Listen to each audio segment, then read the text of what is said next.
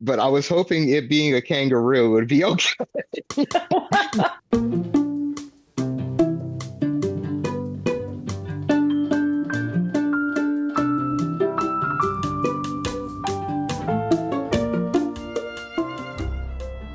Welcome to the Pants Quandary, a podcast about how people navigate life with curiosity and creativity, and also where I get to be like Mr. Rogers, taking you on field trips to meet these people.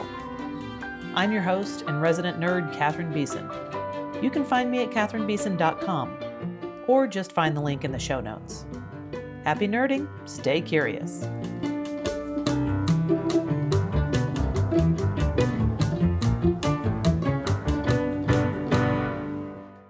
A quick note about this episode.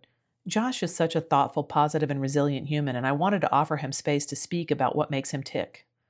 In the course of recording, Josh remained vulnerable and openly showed 2 moments of grieving related to a well-documented story of his enduring aggressive undermining of authority and ultimate job loss in 2023 due to racism at the Kansas City Symphony. He spoke very openly about it recently on the Triloquy podcast with Loki Karuna, episode 270. Please give it a listen if you haven't already. Josh and I recorded for this episode of the Pants Quandary several months earlier in June 2025. Our conversation did not focus on this horrible experience, but he was still carrying those wounds enough to reference it. If you're only listening to the podcast, you will hear a few seconds of silence each time while he works through those big feelings. He comes out of them swinging, though. If you're watching the podcast, you'll witness his commitment to hope and joy and nerding out on music, even when he shows us his pain.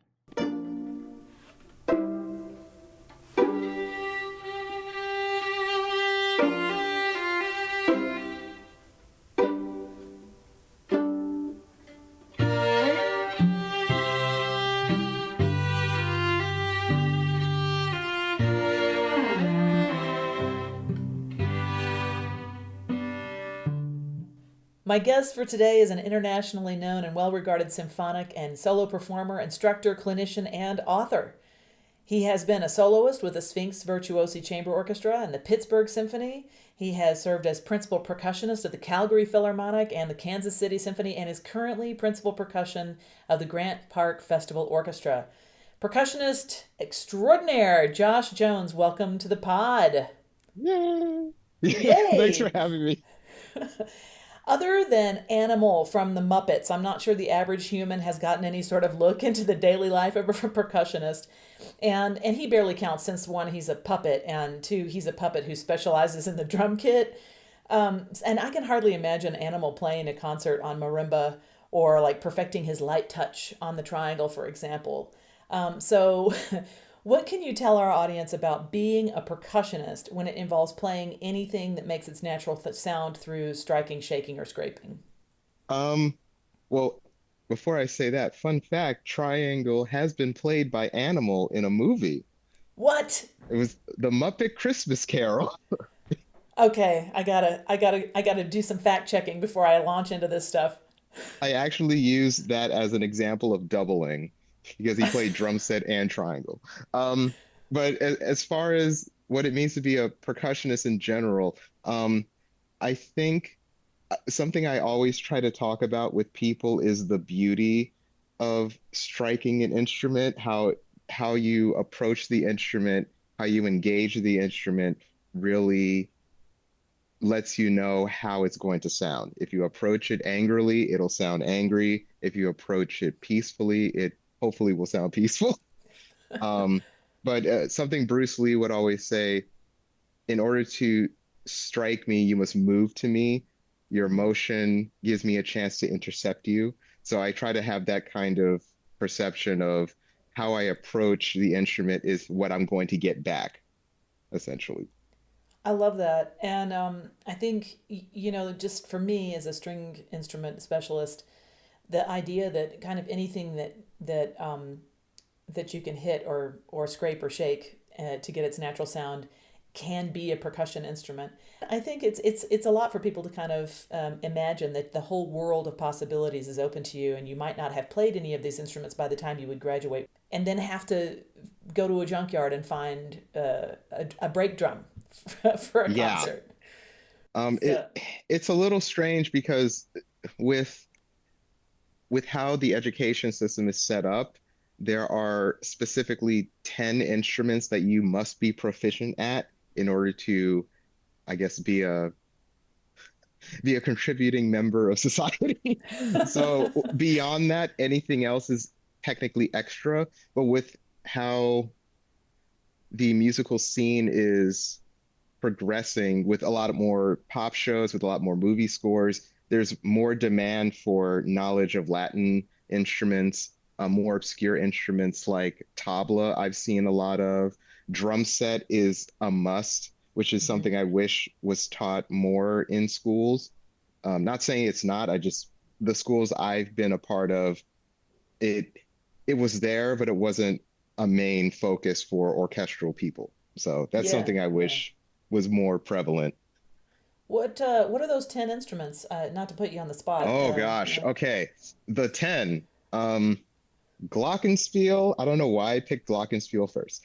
Glockenspiel, uh, xylophone, marimba, vibraphone, timpani. That's five, right? Hmm. Snare drum. Why snare drum is six? I don't know. Cymbals, triangle, bass drum, and then castanets is one that comes every so often.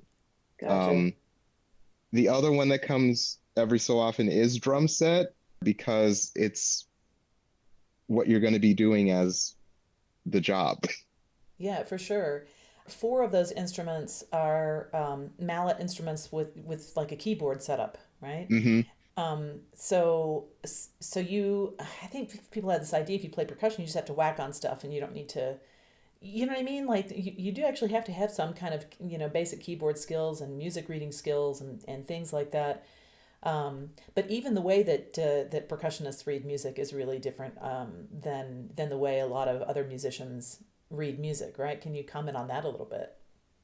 Oh, I mean, it might be a little strange seeing just rhythms on one line for certain people, or like a single line with rhythms on the single line. But it's like anything. You have a key specifically for like multi-percussion setups or drum set. You'll have a key um, that'll show you, oh, this is a crash cymbal, this is a hi-hat, this is a snare drum. But being able to get used to reading a key like that and going, oh, it's essentially learning a new keyboard. Um, Yeah. so it might be strange the first time you see it because you'll see X's and diamonds and you're just like, Yeah, it seems like there's a lot of decoding that comes along with the job, you know. So you have the score, which is, conceived of by the composer, and then maybe um, added to a little bit by whoever their copyist is, trying to make yeah, it more approachable, I guess, for the or learner legible. or legible. Okay, yeah. And then some instructions might be a little bit difficult to even still to figure out, and so you have to that kind of decoding thing I would think would present some really interesting problem solving possibilities for you.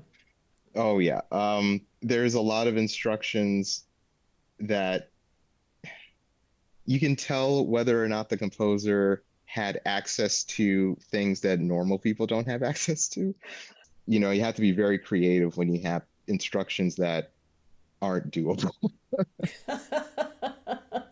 Yeah, that I mean that's got to be a lot. I think there's the playing of the instruments, and then there's the managing of the score and of all of those decision making aspects. I think specific to the orchestra world, which is the world that you inhabit for the most part, and especially in the role of a principal percussionist, a first chair percussionist, so to speak. Although you guys are hardly ever doing anything in chairs except waiting until it's your Yeah. turn, in terms of part assignments or stage mapping or decoding those composer instructions or intentions or leadership, how is the role of principal percussionist in those terms?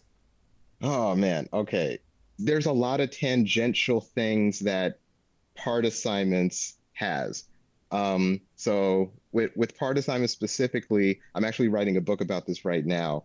Mm. Um, So you go from let's say you have a cycle coming and there are 7 pieces of music you have to assign.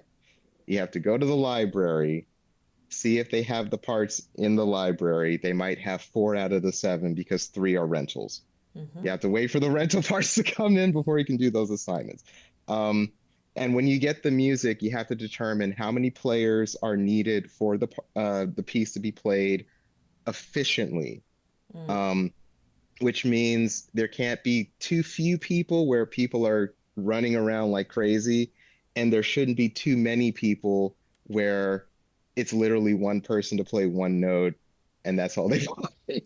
Yeah. So you have to find that sweet spot where you have enough people to play the part um, at a high musical standard. That is my goal.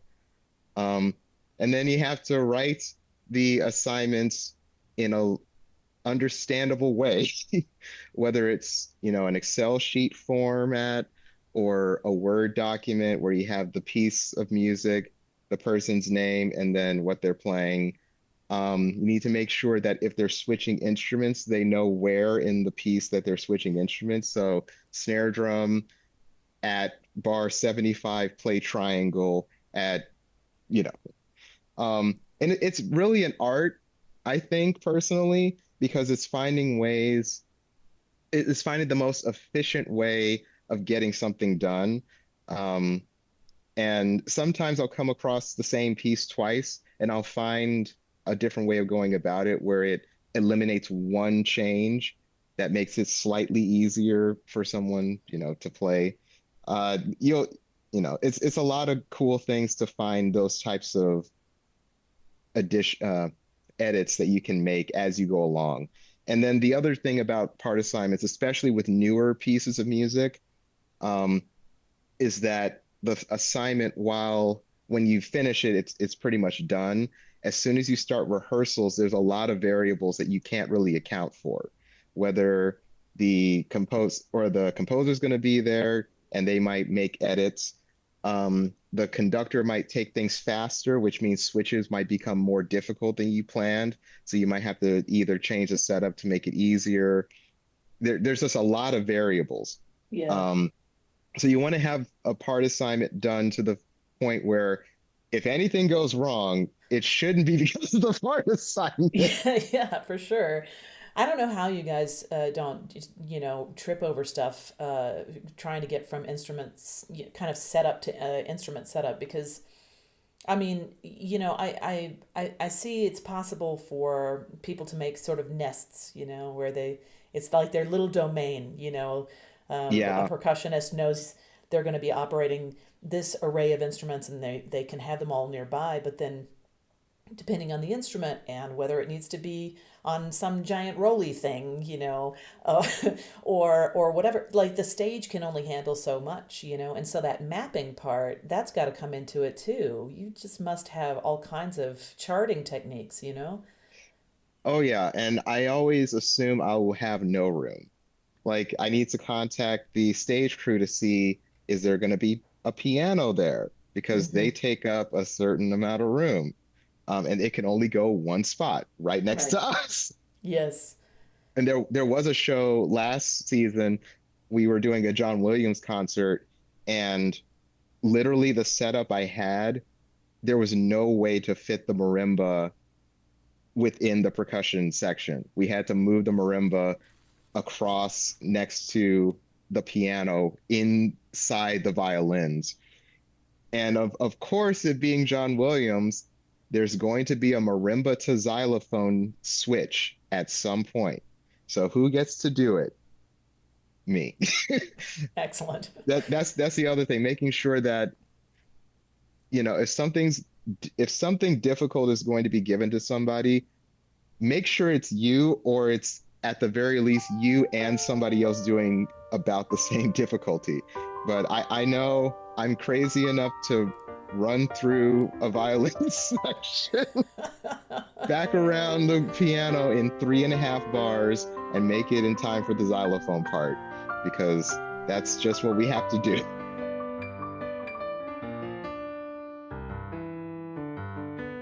If you're working with a section, and you're one of four full-time members, right? You're the principal. You're in charge of all the things that you've just detailed, plus a whole lot more that you haven't, I'm sure. Yeah. And you got these other three players that are relying on you to give them their assignments, and help them feel comfortable about the little nests that they're creating and all of the things. Okay, how much of that is collaborative, and how much of it is you really making those decisions?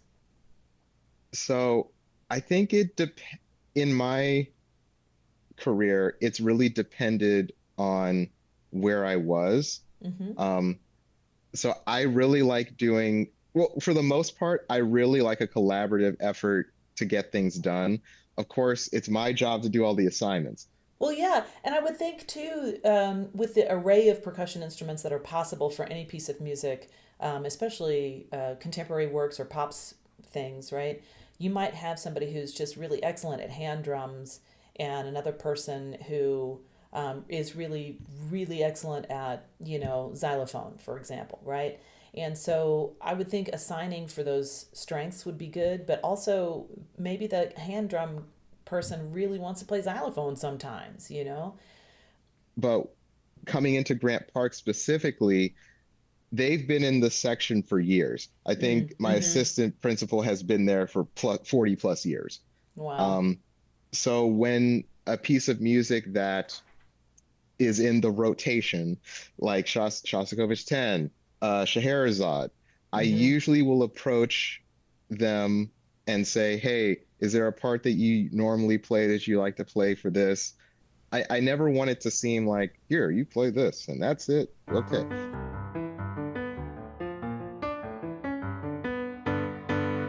I think it's really interesting, these kinds of problems or challenges or puzzles, that we have in life and in our work, that can sometimes you feel you have a really good solution. There's the lane. I'm gonna stay in the solution lane. But if we're not, flexible about some of that, then it can go haywire, or get to be like, I don't know. We'll find our burnout zone a little sooner because it's just the same, the same, the same, the same. Yeah. Kind of what we were saying earlier, you have to really be creative in how you approach this job a lot of times. And you Mm-hmm. have to, it's very helpful and encouraging when the organization or the section encourages you to be creative.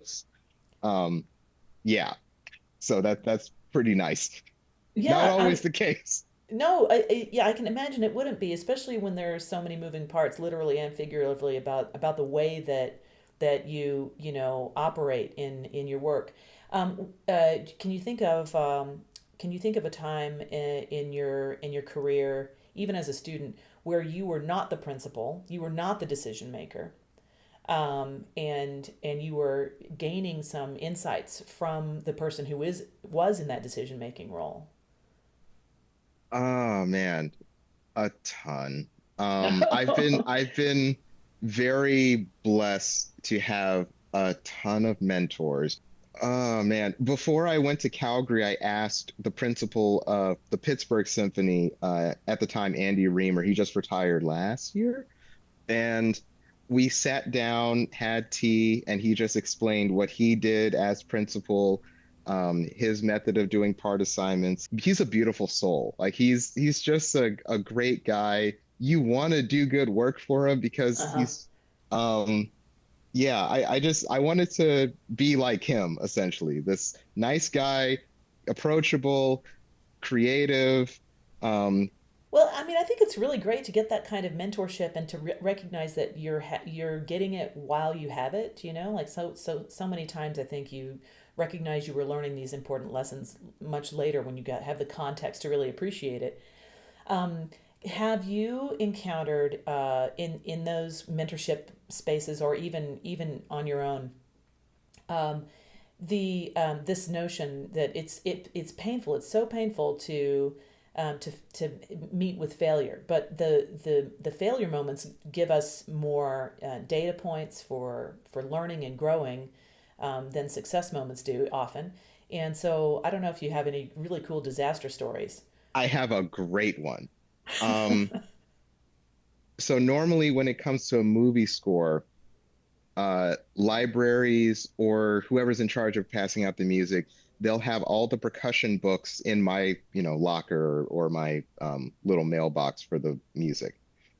So I normally will go, okay, I'm going to grab the percussion scores, do the part assignments for the percussion scores. I've done the part assignments. We're all done. I get to rehearsal, and what's on my stand? A drum set book. Oh, wow. They didn't put the drum set book in the percussion folder slot. They put it in the extras, extra instrument. So, what did I have to do mid rehearsal or while we're playing? Is reorchestrate the assignments. And thank God for my technical second in command, Malcolm Lim. He was like, okay, well, I guess we're doing this. Let's figure it out. We'll do it as we go. And there's so many instances where this isn't the like this has happened to plenty of principals, whether it be that drastic where it's a complete drum set book and you have to like distribute a little bit differently. But having a section that is uh, attentive and willing to pitch in, because Mm-hmm. everyone knows how difficult this job is. You're going to make a mistake. You want the mistakes to be as small as possible and as infrequent as possible, but they're going to happen. Right. And having a flexible section and people who have the same kind of creativity or um, I guess energy is really helpful in those situations. So yeah, you want to have a section that's going to help you succeed, not just go, well, it's not my job. Yeah. But and I've been in situations where there have been, a player or two who have like gone, well, it's not my job, or I've Mm. given an instruction to do something different, and they're like, well, that's different from the assignment you wrote down, so I'm going to do the assignment you wrote down and not do the new thing. It's just like, how are we collaborating on a musical vision if you're not collaborating, you know? Um, yeah, and then you'll also get the occasional no one someone hasn't looked at their part, Mm-hmm. so they're literally sight reading a difficult transition piece for the first this has happened. And they're just missing cues and the conductor's like, what's going on? And I'm like, I just have to go, it's okay, we'll get it. So I think that that's a great strategy to not engage in defensiveness or blaming when you're in the middle of project work with 80 or 100 people. How as a leader do you handle those kinds of instances where someone gives you a little bit of pushback? So my goal is the success of the section. Mm-hmm. If the person's behavior is jeopardizing the section's success, then that's a problem. Sure. Whether it be I have to, you know, essentially pull rank in some way and be like, hey, what's going on with this? What's your reason? Like you approach with calm collectiveness, asking open-ended questions. um, like, what's your reasoning for doing this? Like, my old assistant changing part assignments for time off. Like, okay, what's your reasoning for changing this part assignment and giving it to the substitute when I assigned it to you? And they're like, Mm-hmm. I wanted more time off on this movie. Yeah, I would think so much of this is just communication, right? It's It's yeah, and being not only being open to communication, but figuring out what method people communicate best at. mm-hmm. Um, like the in my first job, there was one particular person who was like, anytime I talked to them in person, it was terrible. Oh, Over email, completely fine. hmm.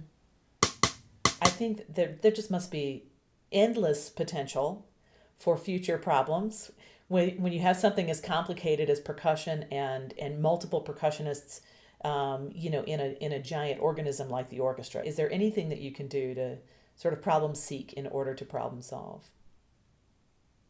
let's see. Well, I think the majority of problems that we would find have to either do with the music itself being difficult for some reason, or the Mm-hmm. assignment being difficult, or the instrument. So Mm. like, um, here's a great one. Um, last my last year, before I got tenure in Grant Park, there was an instrument you had to uh, turn a trash can with rocks inside. Ooh, okay. Um, and so we had to ship it out, rebuild it, and do the trash can wheelie thing. Um, it was fine the first two rehearsals and the first concert.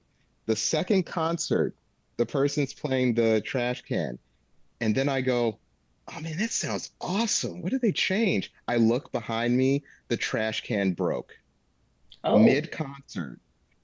And so I'm just like, well, let me go pick up some trash.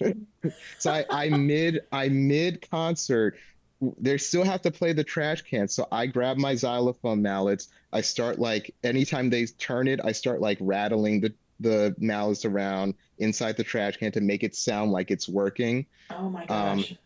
I fill as much of the rocks back in, and then we get it closed a little bit. My Joel, my assistant, takes a look at my part to make sure I'm not missing anything because he's has a tacit, so he Mm-hmm. goes to just cover just in case. Like it,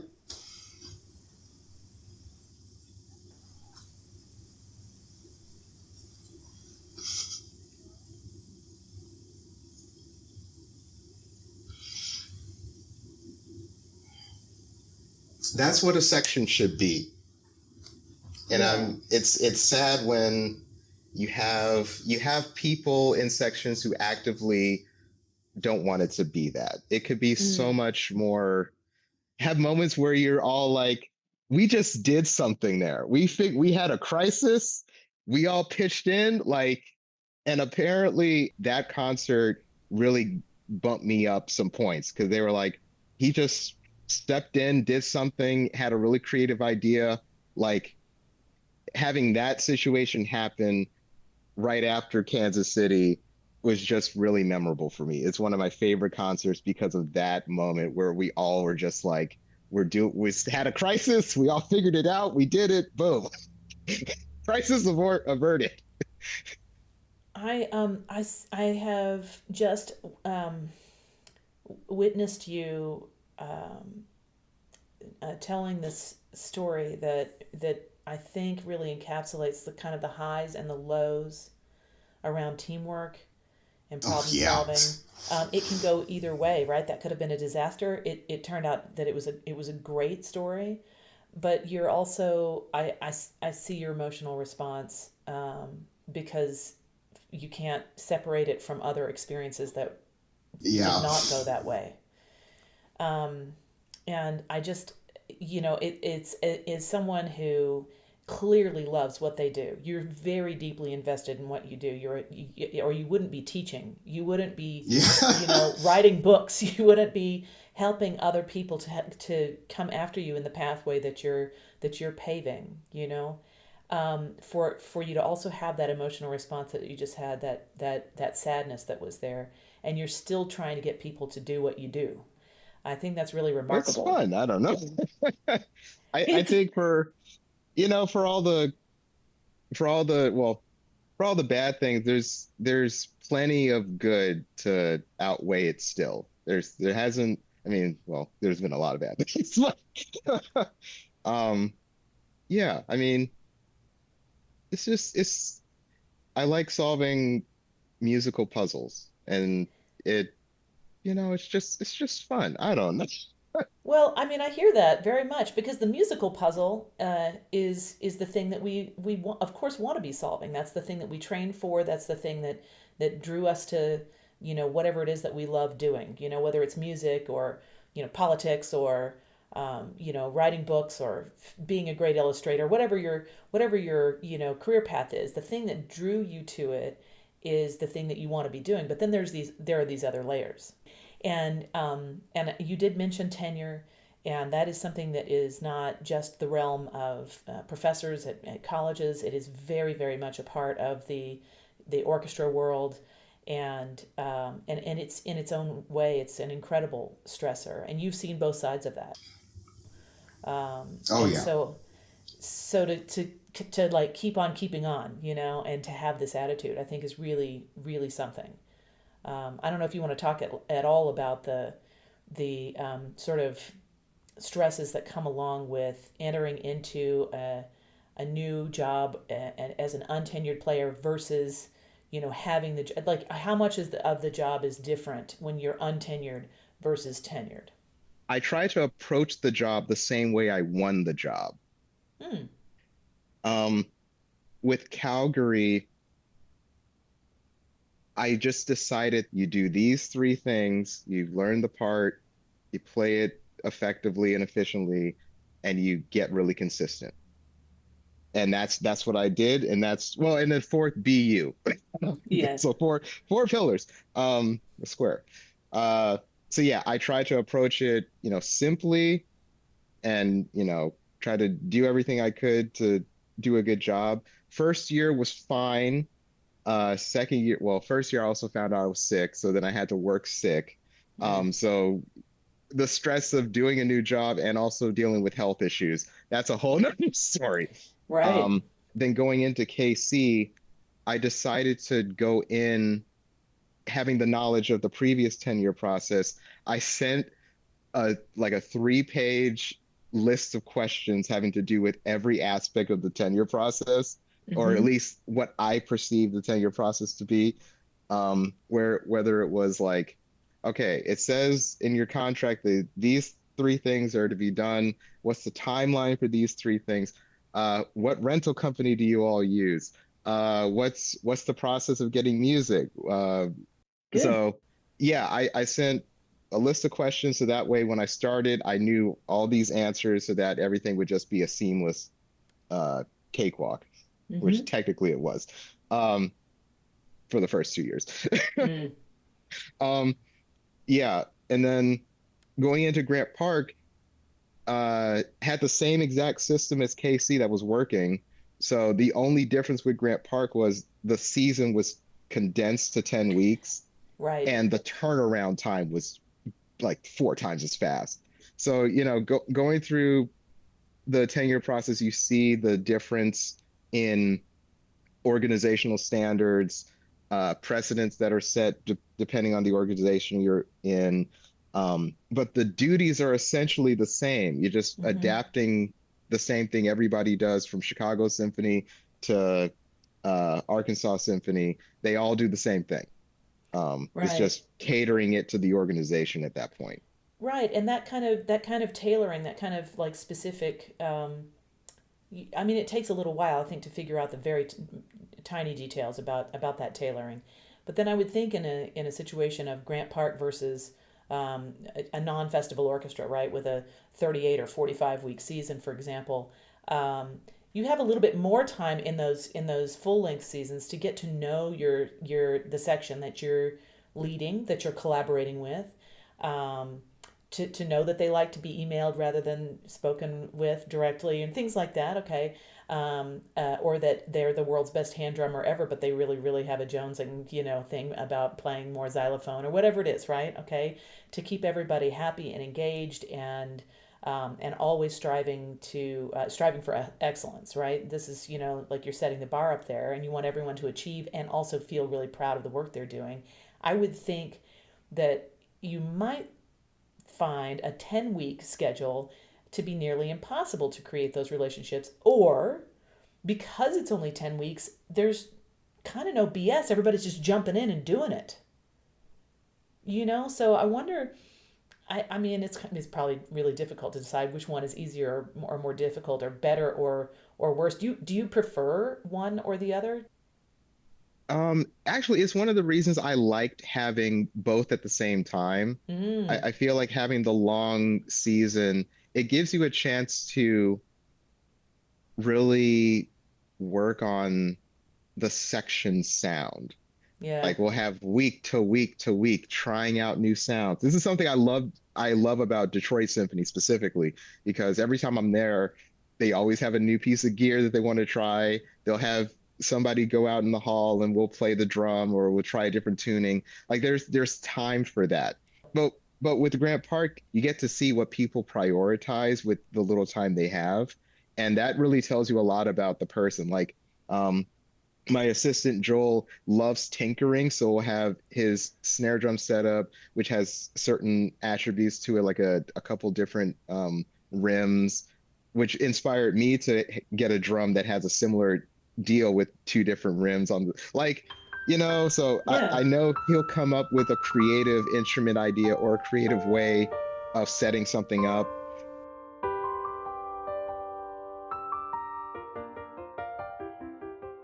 In addition to my work as a performer and an arts advocate, I've had the opportunity to work with groups that are interested in confronting and reducing performance anxiety, which includes, giving advice, like seeking mastery guidance and constructive criticism, for example. So I wondered in what ways you might experience performance anxiety as a musician, as a leader, as a human, and what techniques you use to address that kind of stress if you do experience that. Oh man. Okay. I shake. I shake Okay. profusely.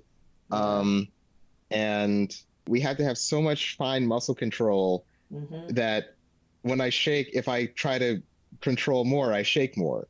And Mm-hmm. it's like I have to just let it go, not to be all frozen. But the more I allow it to process, Yeah. the more I can actually play. The other thing that really helped was um, changing my mindset around like what it meant to perform, like Mm-hmm. just getting used to not myself as a player playing a part, but me as an active listener with the Mm-hmm. audience, hearing my part blend with the group. So my biggest things, meditation, Uh-huh. um, really doing a lot of deep conversations with myself as to, okay, I'm nervous. Why am I nervous? Okay, I'm Mm. nervous because of this bar. Okay, what about this bar makes you nervous? Oh, it's this flam. What about the flam makes you nervous? Well, coming out of this thing, blah, blah, blah, blah, makes the flam difficult. Okay, so you have to practice the transition. What makes the transition hard? Releasing the left hand. Okay, what exercises release? Just having that long division Yeah. tangential conversation. It's easy when it's that. When it's I'm nervous because I really want this job. Okay, now we have to talk Yeah. about okay, why do you want Yeah. the job? Okay, are you happy with where you are? Mm. Mm. Mm. Mm.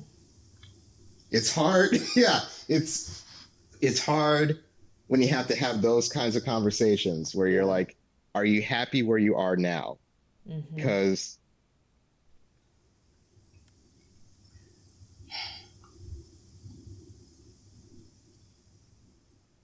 if not, you're not truly realizing your musicianship.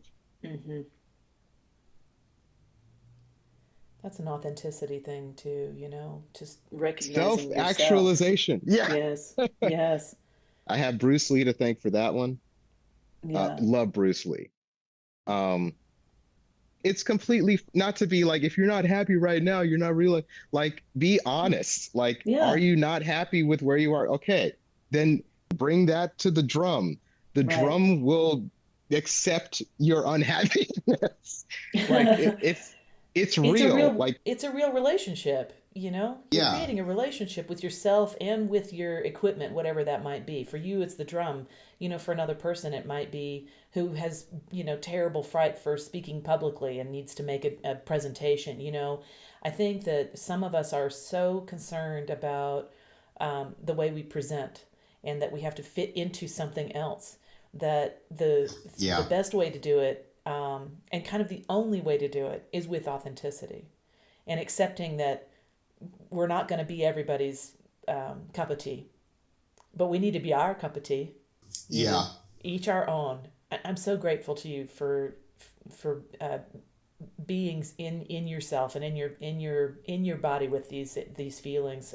Even though we're zooming, it's causing a real emotional response for me too, and that human connection is kind of what we're all about, right?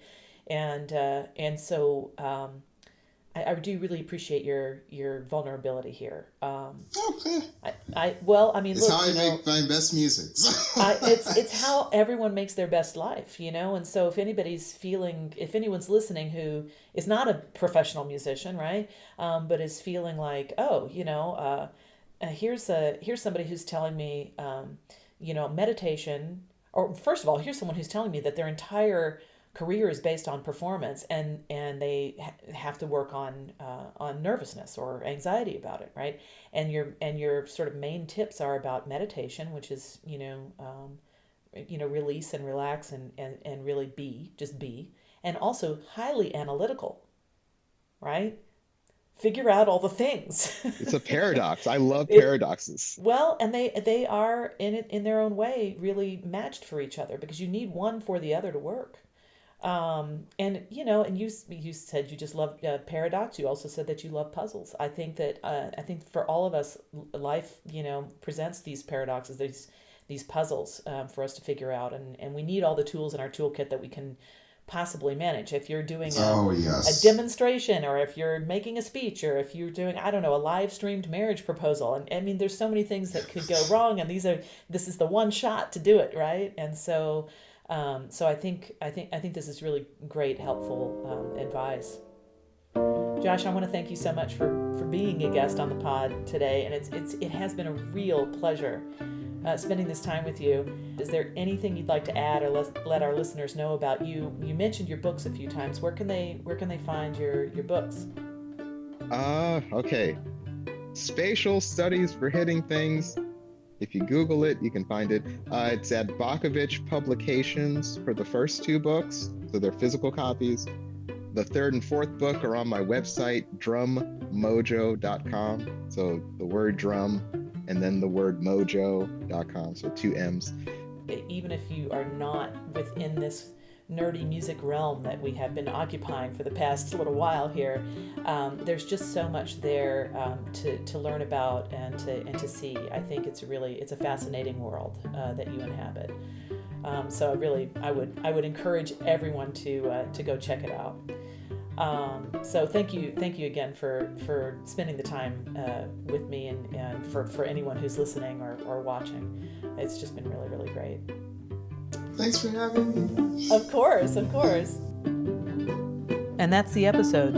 A huge thank you to Josh Jones for the deep dive into his nerdiverse. To hear more from him, please do check out the excellent Triloquy podcast with Loki Karuna, episode 270. The Pants Quandary is a brand new podcast. Thank you for listening. Special thanks to Matthew Ward for the cover art, to Jessica Mays for composing and mixing the theme music, to Susanna Klein, Sonia Stith-Williams, and Jordan Gunn for recording it, and to my cat Roxy for reminding me I've been sitting down too long obsessing over the editing process. Or maybe she's hungry. Either way, it's nice having a cat. If you like what I'm up to, please consider becoming a Backstage Pass subscriber. Your support helps keep me going, literally and figuratively. I'll be back with another episode in 2 weeks. Until then, talk to strangers, listen to children, touch some plants, and go find the sun on your face for a minute or two.